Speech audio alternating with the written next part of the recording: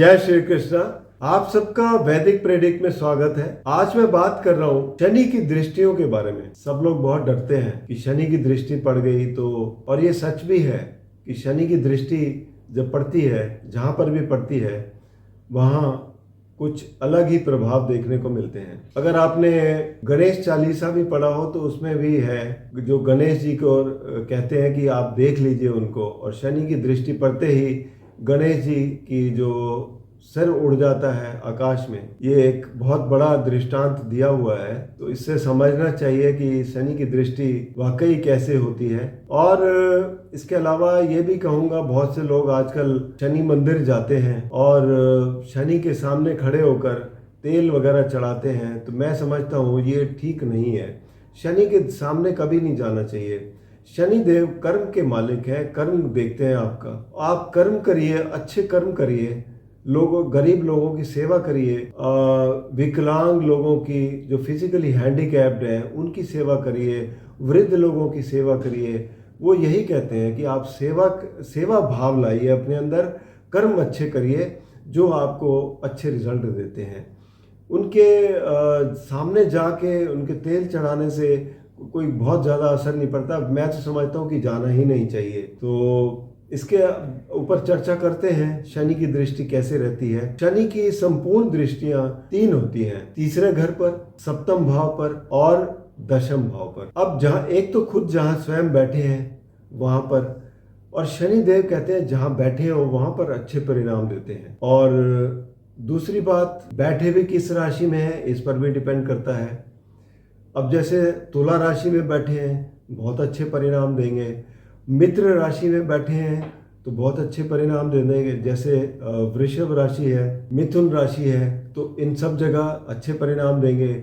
या अपनी स्वयं की राशि में बैठे हैं, मकर या कुंभ में, या फिर कन्या राशि में भी बैठे हो तो भी, क्योंकि मित्र राशि है। लेकिन अगर ये बैठे हैं मान लो मेष राशि में, क्योंकि नीच के हो जाते हैं यहाँ और मित्र राशि नहीं है, तो यहाँ पर ये बहुत ही खराब परिणाम देते हैं।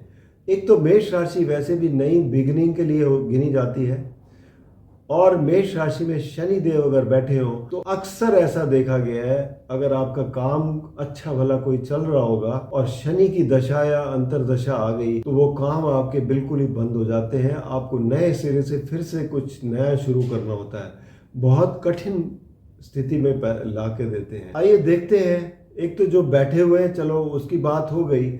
अब बात करते हैं तीसरी दृष्टि। अब तीसरी दृष्टि जो है जहां भी पड़ेगी शनि की, वहां पर ये आपसे बहुत मेहनत कराएंगे, कड़ी मेहनत करवाएंगे। यानी कि ये पुरुषार्थ आपका बढ़ाते हैं। आप कड़ी परिश्रम करेंगे, मेहनत करेंगे, उसके बाद ही आपको रिजल्ट मिल पाएंगे। ऐसा नहीं है कि उस घर से आपको बहुत अच्छे रिजल्ट मिल जाए बिना मेहनत किए। बहुत कठिन परिश्रम लेते हैं ये। उसके बाद सप्तम भाव में, क्योंकि सप्तम भाव में हर एक ग्रह की सीधी दृष्टि पड़ती ही है, तो शनि देव की भी सप्तम भाव पर 100% दृष्टि पड़ती है। तो 100% दृष्टि सप्तम भाव वैसे भी देखा जाए तो एक चैलेंज का भाव होता है। आपके जो सामने जो भी परिस्थितियां आ रही हैं वो आपके लिए एक चैलेंज लेके आती हैं, जिससे आपको निपटना होता है, और निपटने के लिए आपको कड़ी मेहनत करनी पड़ती है।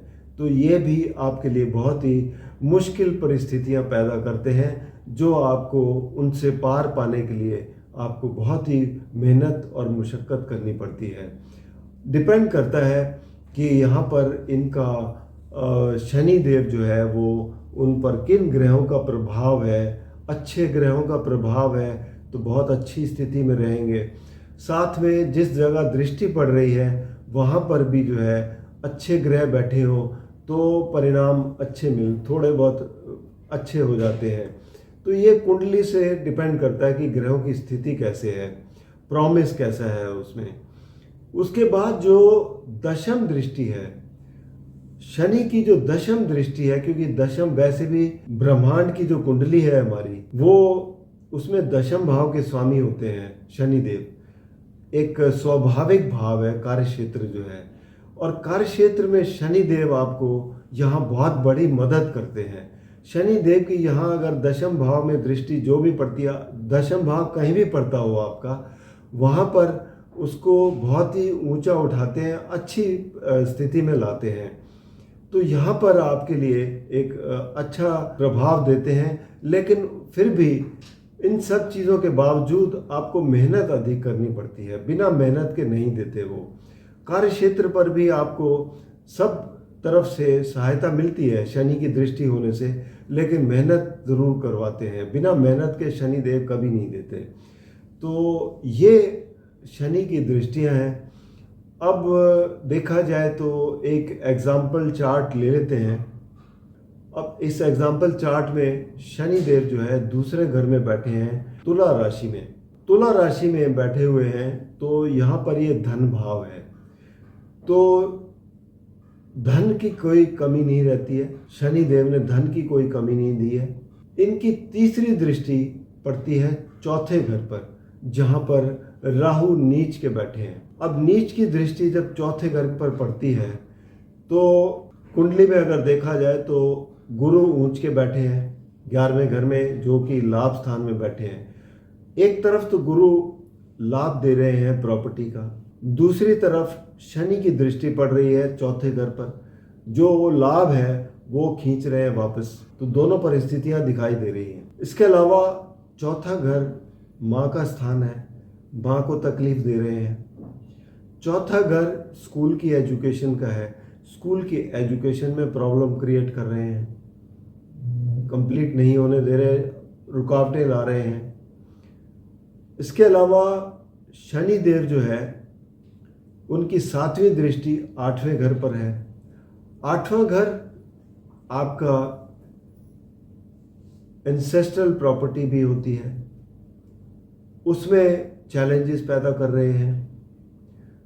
जो आप रिसर्च वगैरह करना चाहते हैं, कोई ऐसी काम करना चाहते हैं, उसमें आपको बड़े चैलेंजेस दिखाई देते हैं। कई बार वैल्यूएबल चीज़ें गायब हो जाती हैं, ये शनिदेव की, क्योंकि 7वां घर पे दृष्टि है, पूर्ण दृष्टि है।